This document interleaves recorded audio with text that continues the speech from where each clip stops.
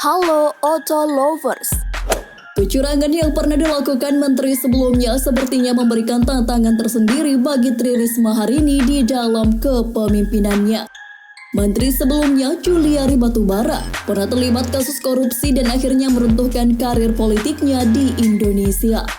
Ia bersama sang istri tertangkap oleh KPK atas tindakan KKN, korupsi kolusi dan nepotisme. Mereka dikabarkan telah menerima suap sebesar 17 miliar rupiah dari pengadaan dan penyaluran bansos pandemi COVID-19.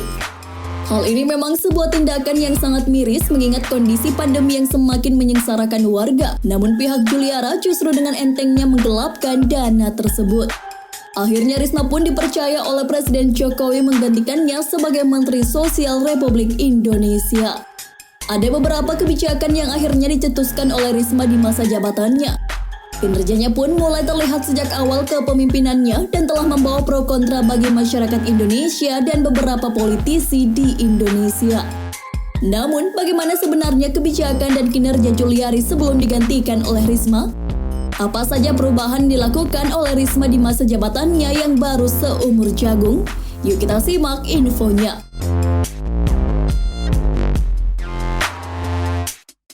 Tapi tunggu dulu Auto Lovers, untuk mendapatkan informasi terbaru dan menarik lainnya pastikan untuk mengklik subscribe dan like tentunya.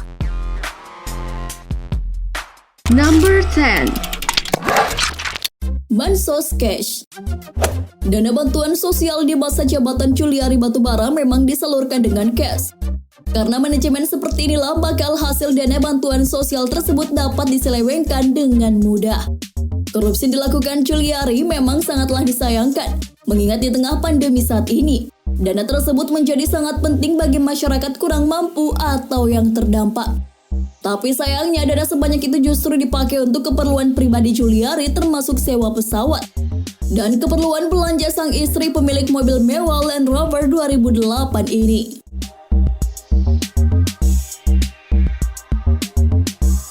Number 9. Bansos transfer. Jika sebelumnya dana bansos COVID-19 diberikan dalam bentuk uang tunai, di masa Risma pemilik Toyota Kijang Innova ini berinisiatif untuk memberikannya dalam bentuk transfer ke rekening masing-masing penerima untuk meminimalisir kecurangan agar bisa lebih mudah tracking dan pengawasannya.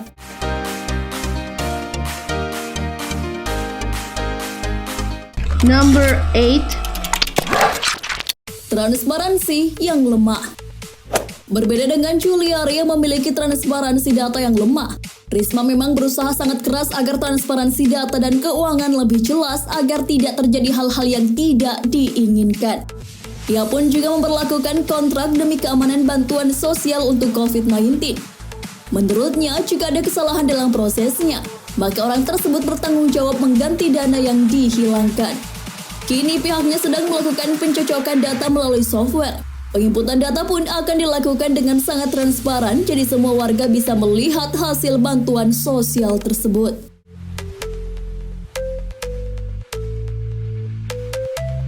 Number 7. Kemensos tak hanya untuk charity. Di awal masa jabatannya sebagai Menteri Sosial, pria mengenakan kacamata ini selalu mengatakan jika tidak ingin kementerian yang dipimpinnya hanya fokus dalam membagi-bagikan bantuan alias charity seperti dana bantuan sosial COVID dan dana bantuan lainnya seperti sembako dan sebagainya.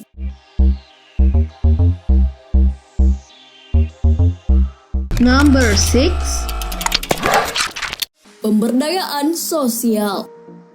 Setidaknya 90% dari anggaran di Kemensos akan dialokasikan untuk program sosial dan pemberdayaan sosial.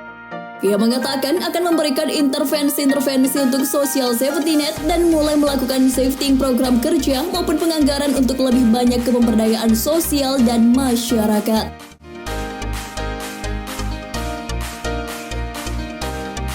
Number 5. Belusukan ke daerah kumuh.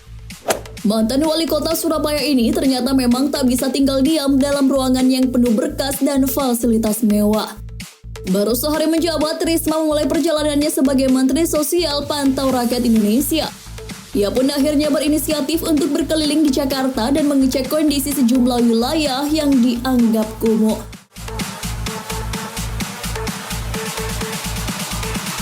Number 4.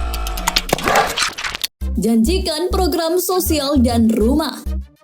Momen belusukan Risma ternyata mempertemukannya dengan beberapa pemulung yang sedang siap-siap untuk bekerja. Ia pun mendengarkan keluh kesah pemulung tersebut yang ternyata hidup jauh dari kata layak. Mereka bahkan harus bersusah-susah karena penghasilan sebanyak 800 harus dipecah untuk kebutuhan kontrak rumah dan keluarga di kampung. Setelah mendengar keluhan beberapa pemulung, Risma pun sangat tergugah hatinya dan menjanjikan akan mencarikan rumah kepada pemulung yang masih dalam posisi ngontrak tersebut.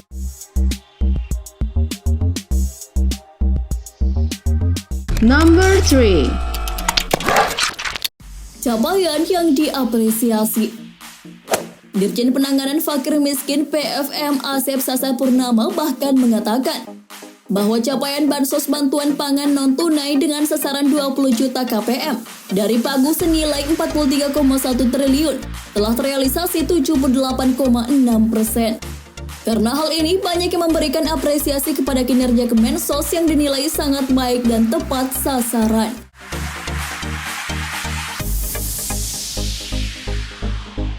Number 2. Kualitas data terpadu.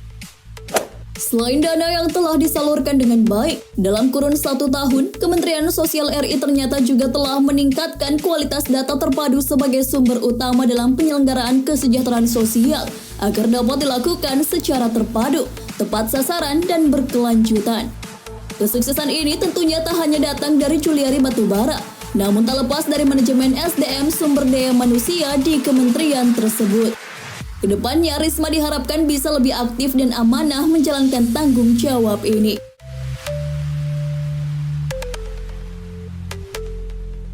Number 1. Perbaikan tata kelola. Pihak Risma sepertinya telah mengambil langkah strategis sedini mungkin. Ia telah menggandeng Dirjen Kependudukan Kementerian Dalam Negeri dalam melakukan perbaikan tata kelola data mengenai penerima bantuan sosial.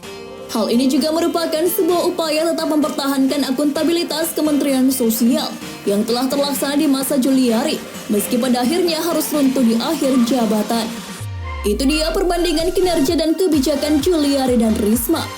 Menteri sebelumnya memang telah gagal menjalankan amanah ini dengan baik, namun sebuah harapan tergenggam di tangan Risma demi kesejahteraan masyarakat Indonesia.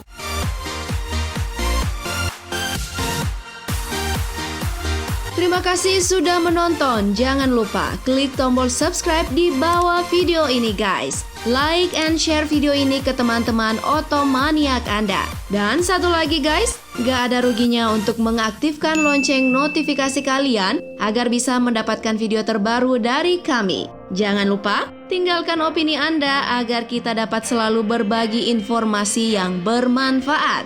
Oke, see you on next video.